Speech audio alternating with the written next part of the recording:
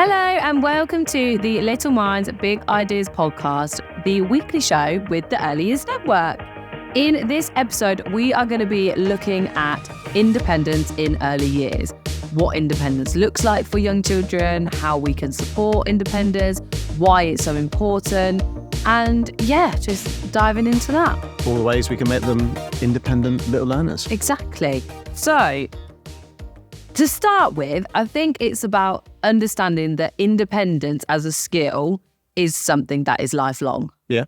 And actually that when children learn independence, it's not all about just those things that we generically say children who are in preschool need to be independent. No. It's something that children learn from being babies, really, and that carries them through it's a lifelong skill that they're going to have. Yeah. The foundations are laid, aren't they, Exactly. in the baby room, and then that sort of, we talk about a lot, but there's a snowball effect, isn't there, then across the rest of early years education and into adulthood. No, definitely. And I think it's like when children are independent and we can teach them those skills, it's something that when they go into school and later life, like you said, those foundations have already been made. Yeah. And there's lots of layers of independence, isn't there? There's a lot of what gets talked about when we talk about independence is often when they hit the twos and we talk about toileting. That often is the sort of the primary focus.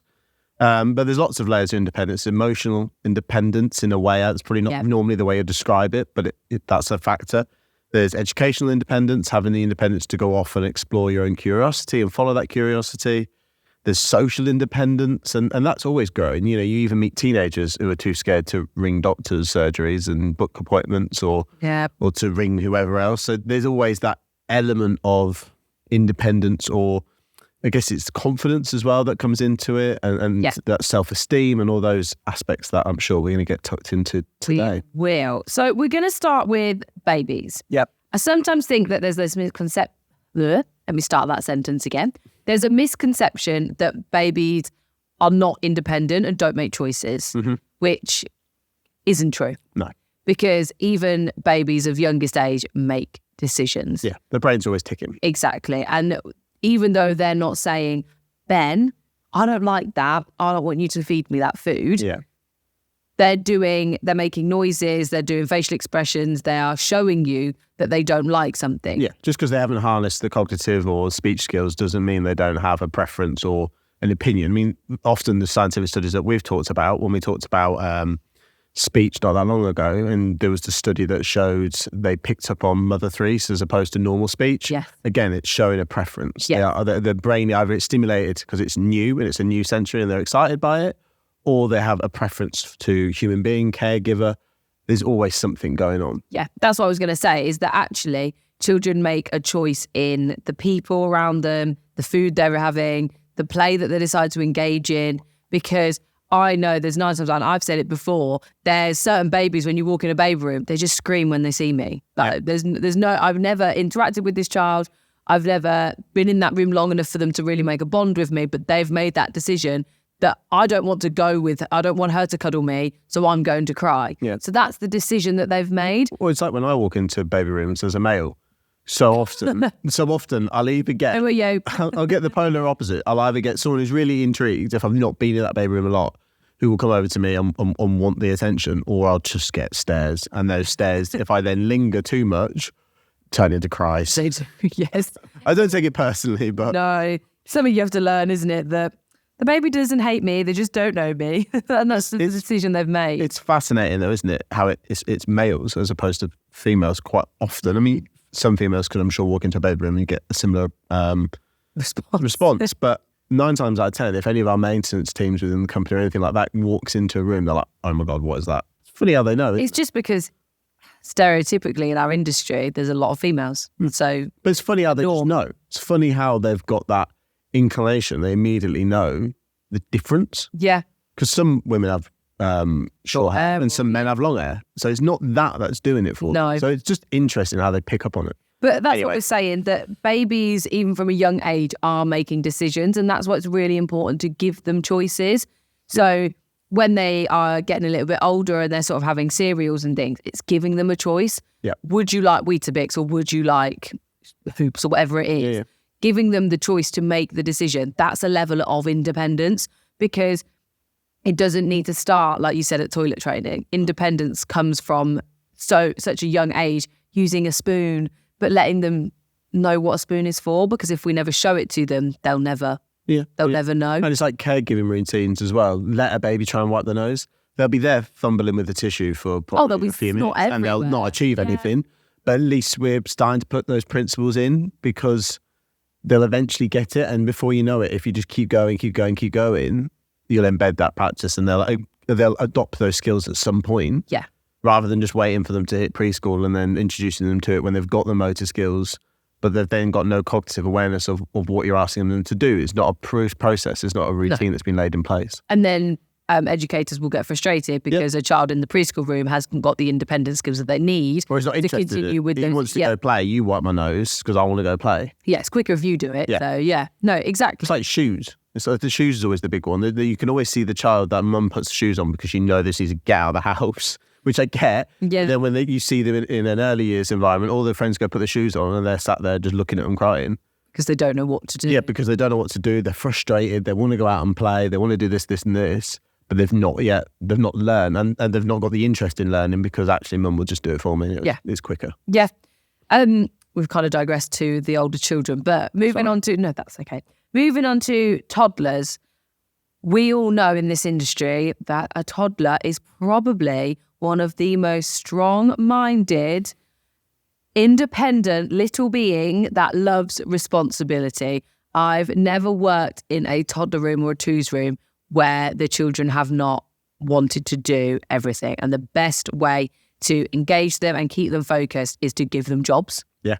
If you are asking them, it's never the jobs they want to do, so it's never tidying up. No, of course not. But adults don't like tidying up. No. But if they don't think it's tidying up and it's a job and it's a responsibility to give them a bit more of a role, they love it. Yeah. So do you want to sweep the floor? Yeah, I want to sweep the floor with the giant brush that's way too big for me and I'm just going to make more mess.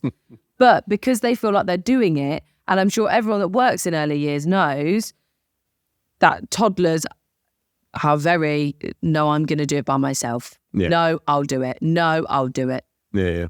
But it's because they think about all their life, they've relied on others, and they've finally got the working limbs. They can use them, they can move around, they can communicate better.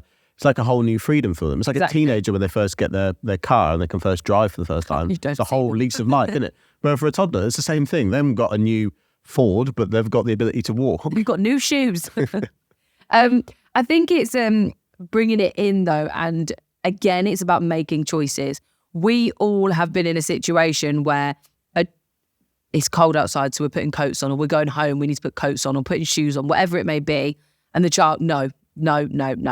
But if you give them a choice and they feel that they've made the decision, they want to do it. Yeah. So it's either, okay, Emily will put the coat on, or you put the coat on. Yeah. The end goal is the child will have the coat on, but they've made the decision, independently made the decision, whether I'm going to help them or if they want to do it by themselves. Yeah. Does that make sense? They got there in the end. Yeah. So they got there in the end, and it's giving them that independence to make the choice. It's scaffolding independence, isn't it? Yeah. In a way. I know we often talk about scaffolding learning, but it's sort of the same thing. It's providing them with the assistance up to a certain point, and then if they need it, you're there to reciprocate. So it's almost like if that child who can't put their shoes on, don't just put them on them. Let them struggle in a way, give them the opportunity to do it, and then provide assistance along the line. Don't just jump in. You can't have the expectation of, I'm going to leave you and put your shoes on your own, because that's not fair. That child's just going to get upset. They're going to get learn how to do it. And they're not going to get there. But it's about helping them and scaffolding each step of the way until eventually they have got the ability. Exactly. And thinking of those sort of restrictions to independence, I've got 2 and you had one as well, didn't you? Yeah. You did. So I had being overprotected. Mm-hmm. So being bubble wrapped up, like you said, they're just, everything's done for them, and they've never had the opportunity to learn those independence skills because it's just been done. So that's going to hinder the development of independence. And also on the flip side, it's the pressure of achieving things too early. Yeah. And do you know what? Both of them rely on good parent partnership as well. Yes. Because you've got to be doing the same thing at home and in nursery. Yeah. So it's those children that the expectation is too high, that We know that children need to fail to learn, but the constant failure and the constant letting themselves down and feeling like, oh, can't do it, didn't do it. We often use the word failure, and I do as well, but I think it's more disappointment. Disappointment, yeah. I think failure is something hard to get. I don't think something's hard to get over. It seems quite a harsh word. I think disappointment is probably something in life that you do have to live with, because you are disappointed at times. You don't always get the outcomes you want. Life doesn't quite work like that. It's helping them manage disappointment and that feeling. But it's when children are pushed too far, and it's constant disappointment, that's going to hinder the development of independence, because they're not going to want to set themselves up to fail. And it goes back to what we just said with scaffolding, doesn't it? You're not getting it right in terms of the challenge you're providing with that child. You know, if we look at it from a Vygotsky point of view, you're putting it way too far out their remit of accessibility. Yeah. And what was yours for? Mine was positive relationship, wasn't it? Yes. They need that emotional security. They need to have that relationship with the caregivers in order to go and explore. We talk a lot about this in terms of having that emotional connection, that support, that sensitivity, that attunement, in order to allow them to explore their curiosity from a educational, cognitive standpoint. But it also is applicable to independence, really. You're not going to be independent if you're either scared of like we talked about, disappointment or failure, or the repercussions of if you can't do something. And equally, if you don't feel confident, you've not got that self-esteem built in you, you're not going to then go and try and pursue something independently. You're going to rely on others all the time. Yeah, no, that's 100%. It's having, and in the industry, having the knowledge of knowing that those strong relationships impact so many different areas of the child's sort of development. But we do know that children who are more self-sufficient are more likely to adapt in new situations. Yeah. So it's building those relationships to help them become more self-sufficient. Yeah, absolutely. Yeah. Well, the relationships are the premise of everything. We talked earlier about the foundations, and that baby room really is about, you want children to come out of your baby room really secure in their environment and really confident, happy babies, because they know they've got that secure base and they've got that connection with the people around them, whether it be mum, dad, grandparents, carers.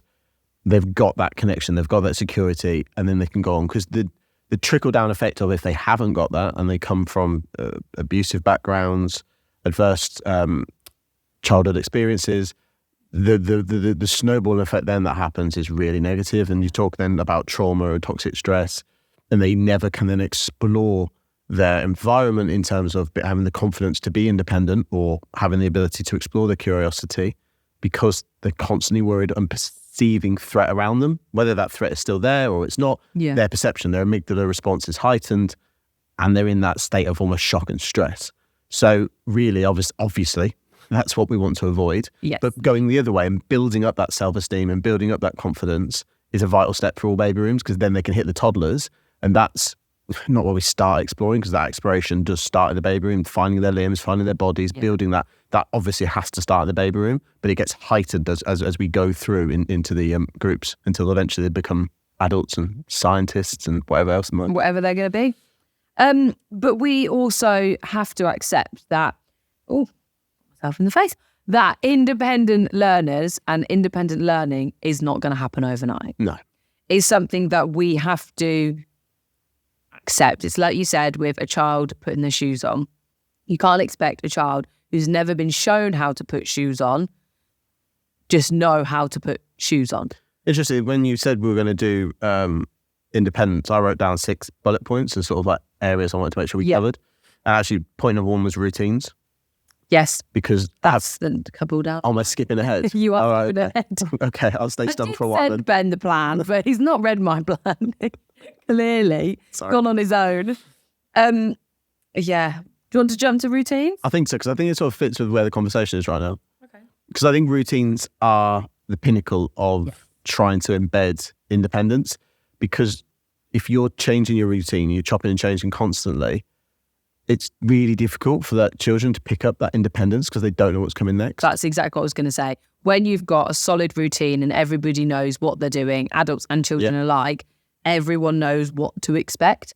And if a child knows what to expect, they're more likely to have the confidence to take themselves off and say, I know what happens next, or when I arrive at nursery, I know where I put my coat. Yeah. Because if that child... That's what I'm going to do first. If that child in preschool knows for the first 2 hours of when they arrive, they've got free exploration of a certain area, certain room, they know what resources are there, and there's some variation, of course, but then they're going to be way more willing to explore it independently and access it and carry on projects, and they have their own inquiry and curiosity because they know that what is there and what is expected of them. Yeah, it's about educators making sure that those routines don't become a second guess, if that makes sense. Yeah.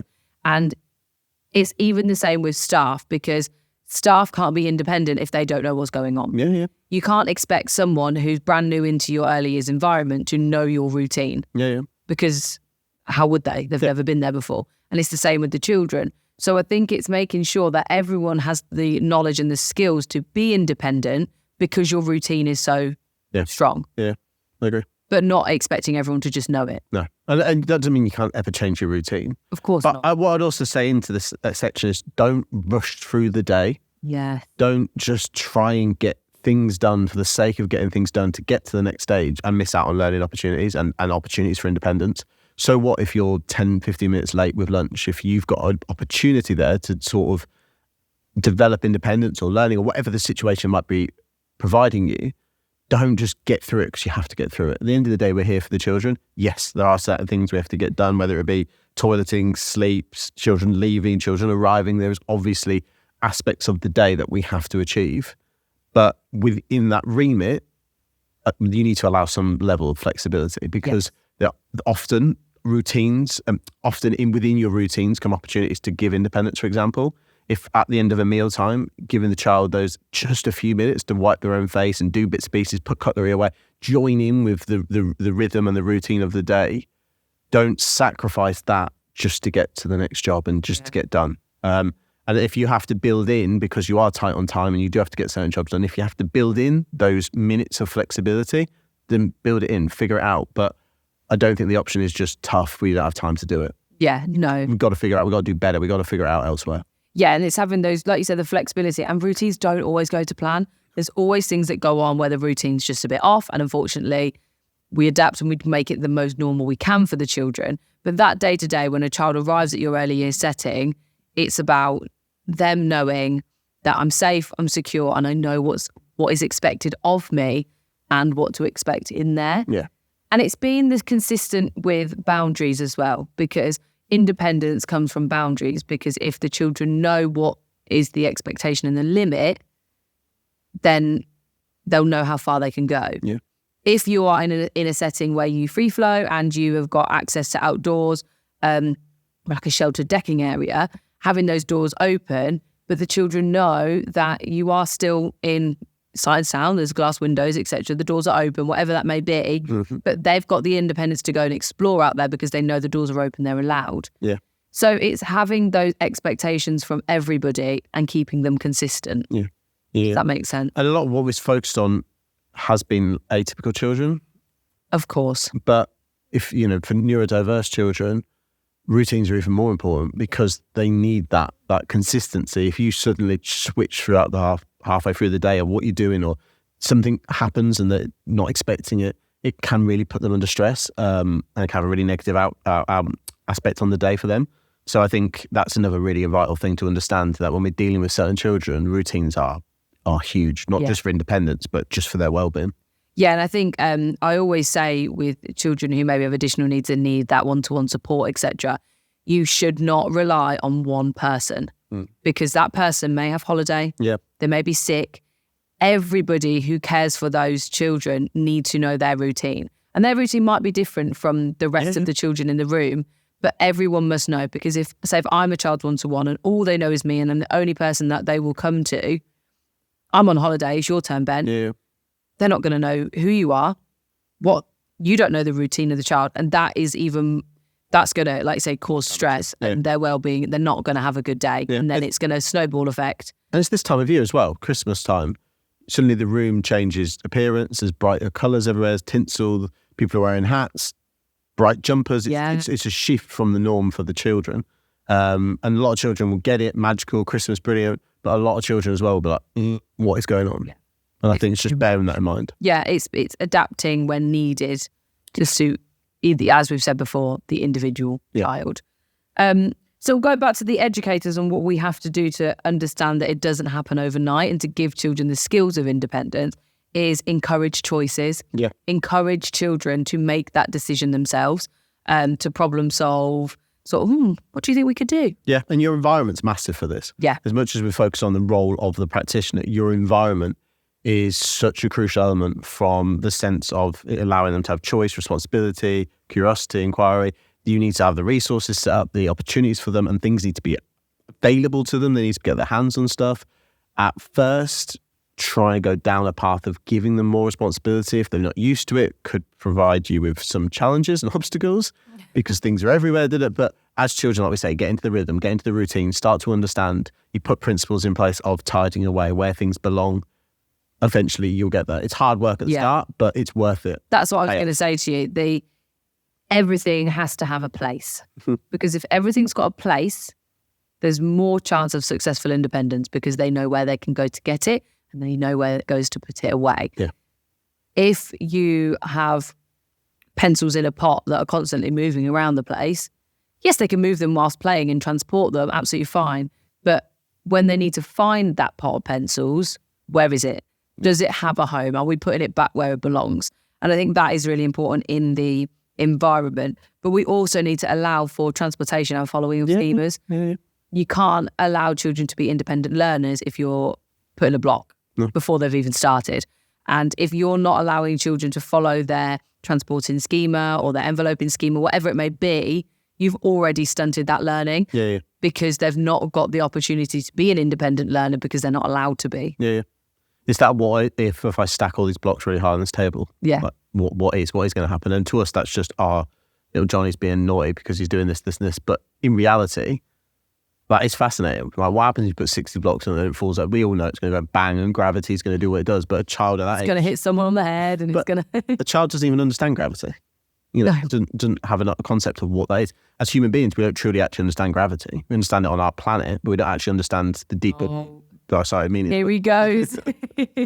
No, but when you talk about black holes and all that aspect of it, we don't fully have an understanding of it. So to stop a child from following that curiosity because it doesn't suit our environment, and what we're trying to protect the neatness of it, in reality, you'll stunt that inquiry, that curiosity, which then maybe he will be the child who, when he becomes an adult, who does figure out the deeper meanings of gravity and how it works. But if we stunt that curiosity at this stage, maybe we stunt it forever. Yeah. And allowing children to be independent learners right from babies is really important because what we do and what we allow children to do, like you've said, could have lifelong effects because if you stunt something that they are really interested in, they may never find that interest again. It might be gone. So it's really important to make sure you're giving children the opportunity to be social, independent learners as well. There was a study I had to look up before I came on, and I can't remember who and what, but I briefly was looking through it and it was talking about, I think it was in the US, maybe it's in the UK, and it was talking about single parents and the effects of independence and the independent skills children demonstrate when they come from single parent homes. I think it was predominantly single parent mums it was looking at. And it just showed how much on like markers of independence and skills they demonstrated, there was such a higher skill level of the threshold for children that grew up in single parent homes. Interesting. Than children who grew up in both parents being in the household. And I think that goes to show that when children are from single parent homes, the parent probably relates to them as much as a friend as a child. Does that make sense? They talk to them more and more as a friend because they also seek that socialness. So they kind of communicate with them in a slightly different way. I'm not saying in an appropriate friend sort of way, but do you know what I'm saying? Communication is always more there. Because there's only them two in the house, so they communicate naturally more as opposed to if your spouse is in the house and you talk to them and the child was more secondary. Do you know what I'm trying to say? Yeah. And it was showing, I didn't go deep into it, but it was showing that element of independence being higher from single parent backgrounds. I just found that interesting. Yeah, because when you think about, like, I came from, my mum was, I saw my dad and we went to his house and things, but technically still single parent household. It was still a single parent household. And everyone used to say, and I remember growing up, they would say to her, gosh, she doesn't stop talking. And that's probably because me, my mum, my sister would constantly just chat. That speech acquisition. But as you grow up, you probably in single parent household do have more responsibility quicker. probably need to have independence quicker because there's less people in the household, there's less people to take care of jobs. So you probably do have to take on that element of responsibility sooner. Yeah. Whether the merits of that are good or bad, I can't say, but it was just interesting from the study that came from that. Yeah. But everyone can't realise that I was the chatty child, can they? Never. Anyway, moving on.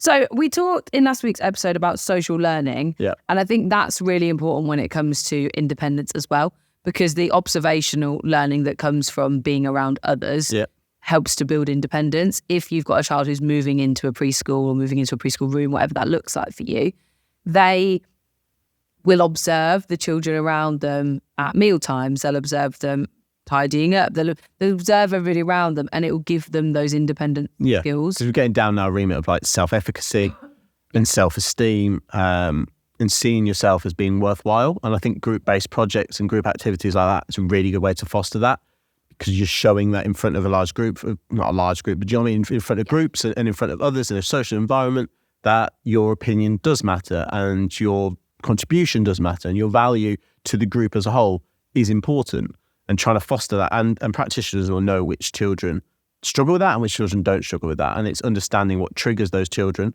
and how we can get the most out of them to build that self-efficacy, that self-esteem, that value that they see of themselves. And this is a really good opportunity. Yeah, exactly that. Group-based. It's learning the morals that go around it, the expectations, and it's all going to build children's confidence to be independent.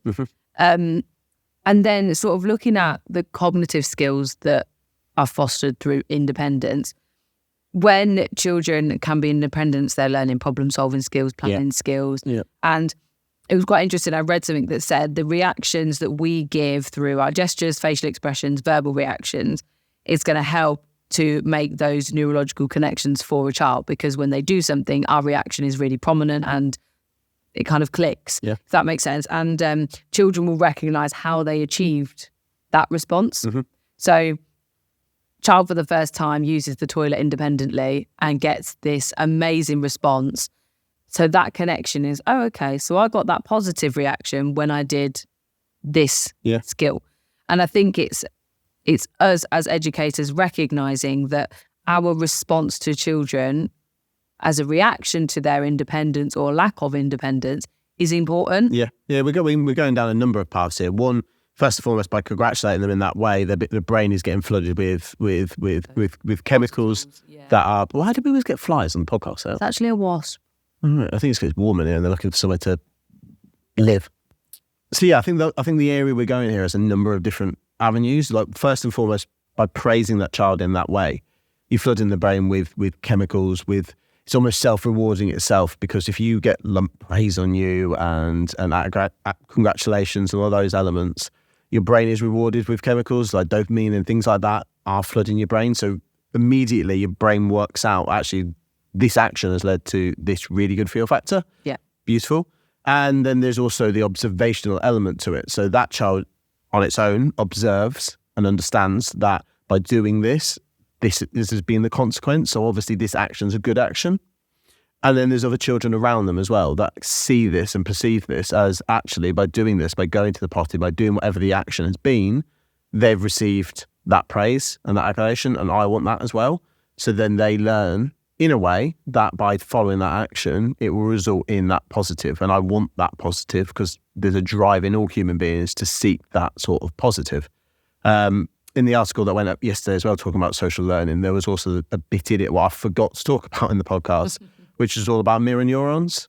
And that when, long story short, for a study looking at monkeys, we quickly realised or we found what we saw as mirror neurons. Originally, we only thought there was two types of cells, being physical, and so motor neuron, and also sensory. But it also turns out there is a third type, being mirror neurons. And these mirror neurons react in the same way if you follow out an action as well as if you perceive an action. So if you see something, yawning's a really great typical one, because yawning actually is a bit of a giveaway. You see someone yawn. If you said it, it set me off.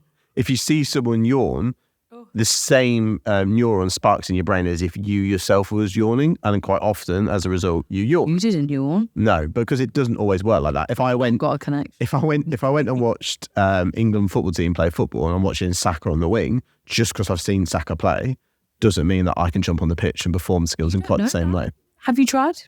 Yeah, I've seen some good football players in the flesh, unfortunately. Never mind. So children will perceive that, and also, like I say, for mirror neurons, they'll see other children performing actions, and it'll have that knock-on effect. So yeah, sorry to take us off on a tangent, and the wasp has gone. The wasp has gone. As if by magic. Yes. Through the power of editing, the wasp has disappeared. No wasps were harmed in this filming. No, they weren't. It went out the door. It's been shooed.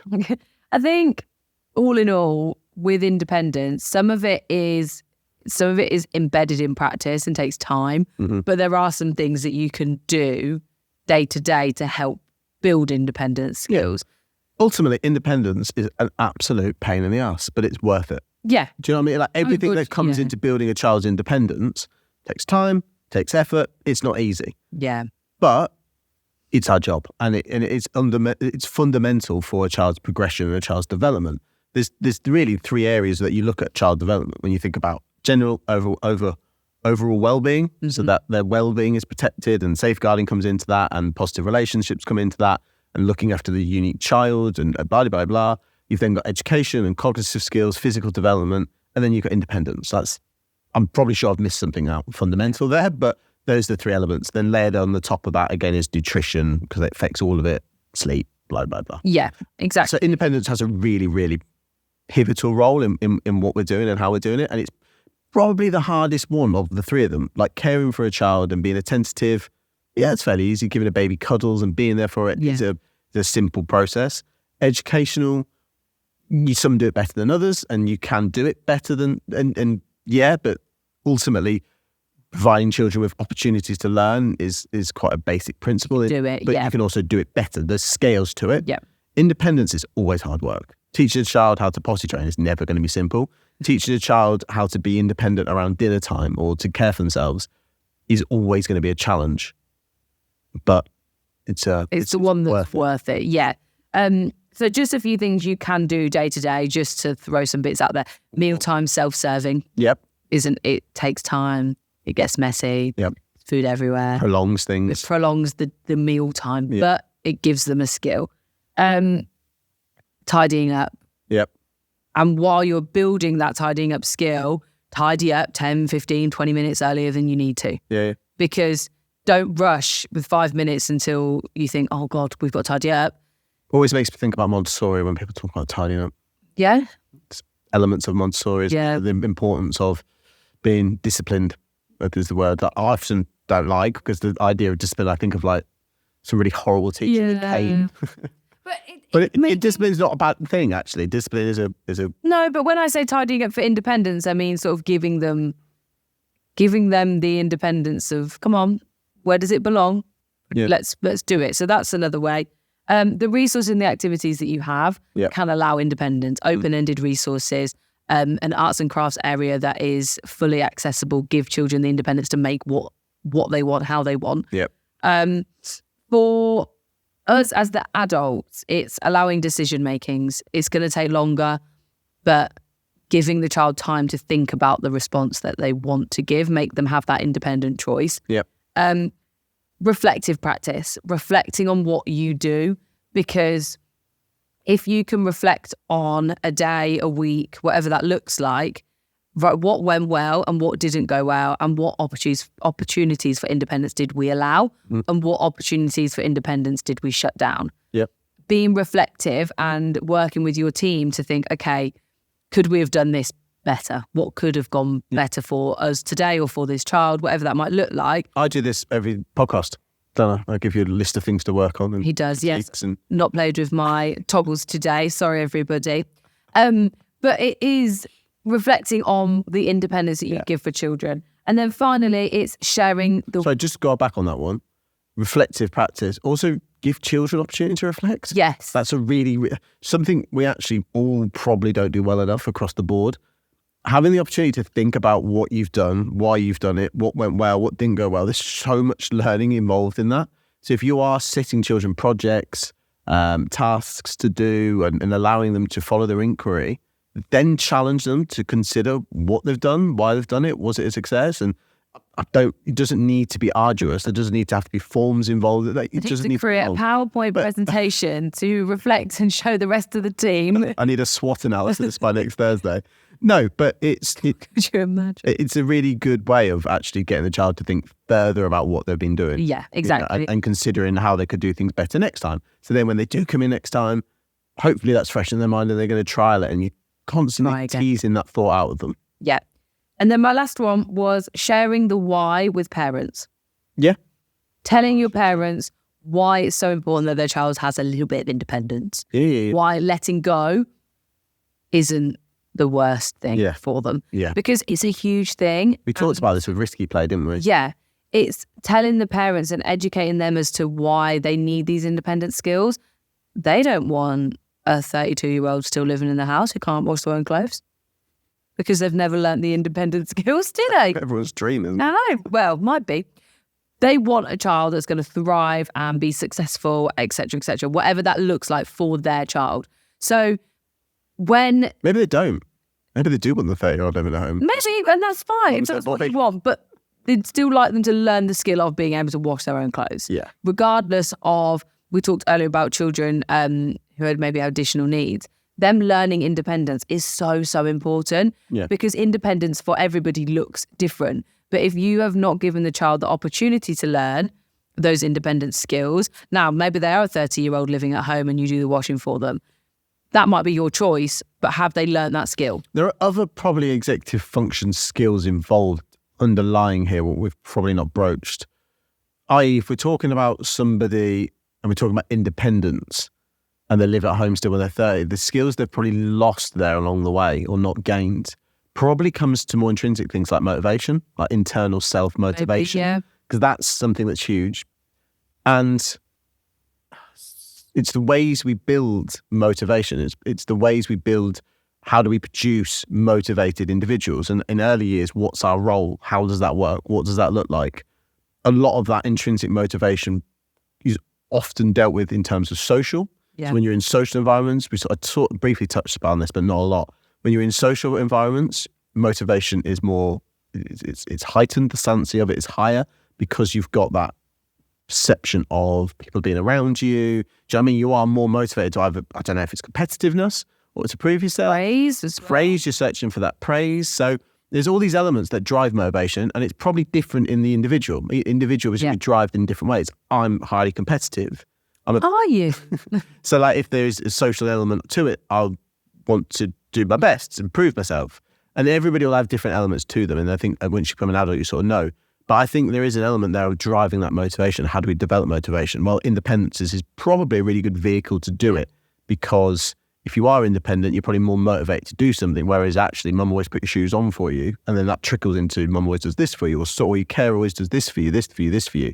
You get handed things, you become more lazy because you don't have to go do it for yourself. Exactly. It's like going down the old hunter-gatherer thought. When a hunter-gatherer had to go and then kill an animal, or else they're not going to eat, had to go collect firewood. Otherwise, you didn't have many people just sat back thinking, because if they did that, they'll probably die. Do you know what I mean? Like that was the reality of the world they lived in. Yeah. Whereas if you always get things handed on a plate to you, you're going to be less motivated. And that does carry over into adulthood.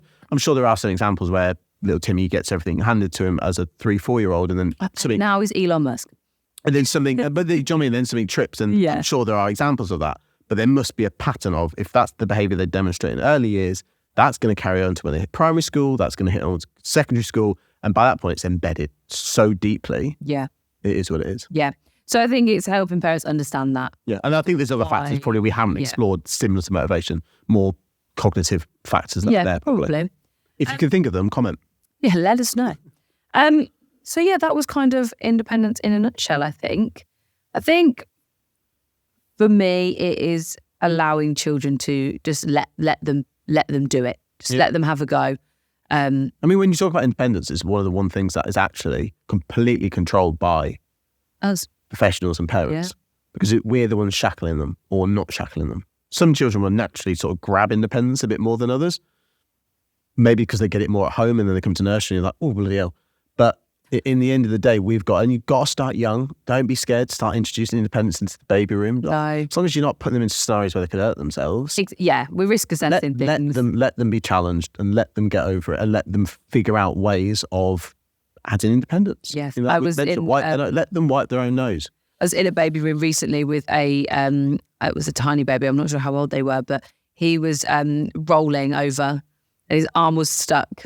And the educator was going, come on, you've got to move your arm. Every time if he rolled over and she moved his arm for him, he will never learn. Mm-hmm. And I mean, he was getting very cross. You could see he was getting very, very cross. But he persisted and she let him do it. She was there, she was coached him through the whole thing. But it was lovely to see that rather than just to make him stop crying and put him in the position he wanted to be in, he had to get over that hurdle. Yeah. He was physically capable. He's done it before. He can do it. He just didn't want to that day. But actually she said, no, come on. Yeah. You know what to do. Just move your arm.